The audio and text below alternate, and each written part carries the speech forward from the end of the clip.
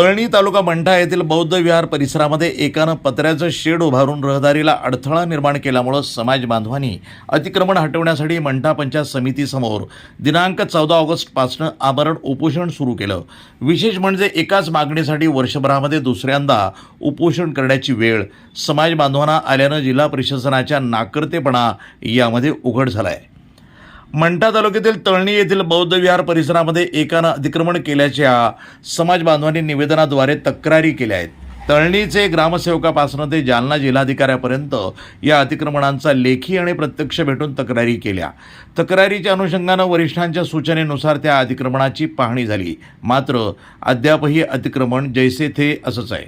त्यामुळे समाज बांधवांनी अतिक्रमण हटवण्यासाठी दुसऱ्यांदा आमरण उपोषण सुरू केले आहे। अतिक्रमण काढण्याबाबत या ठिकाणी आमरण उपोषण करत आहोत। 1 वर्षापासून आम्ही या प्रशासनावर विश्वास ठेवून अतिक्रमण काढण्यास आम्ही अर्ज करत आहोत। याच्या अगोदर एक उपोषण केलेलं आहे आणि आता हे तेच अतिक्रमण काढण्यासाठी दुसऱ्यांदा उपोषण आहे। अतिक्रमण असं आहे की बौद्ध विहाराकडे जाणारा सार्वजनिक सरकारी रस्ता आणि विहिरीच्या बाजूला फाउंडेशन करून तिथे शेड उभारला आहे आणि तेही काढण्याबाबत आम्ही बरेच वेळेस यांना अर्ज केला आहे, तरी प्रशासनाच्या दिरंगाईमुळे आज आम्हाला दुसऱ्यांदा उपोषण करण्याची वेळ आली आहे। प्रतिनिधी अमोल राऊत, NTV न्यूज मराठी, मंठा, जिल्हा जालना।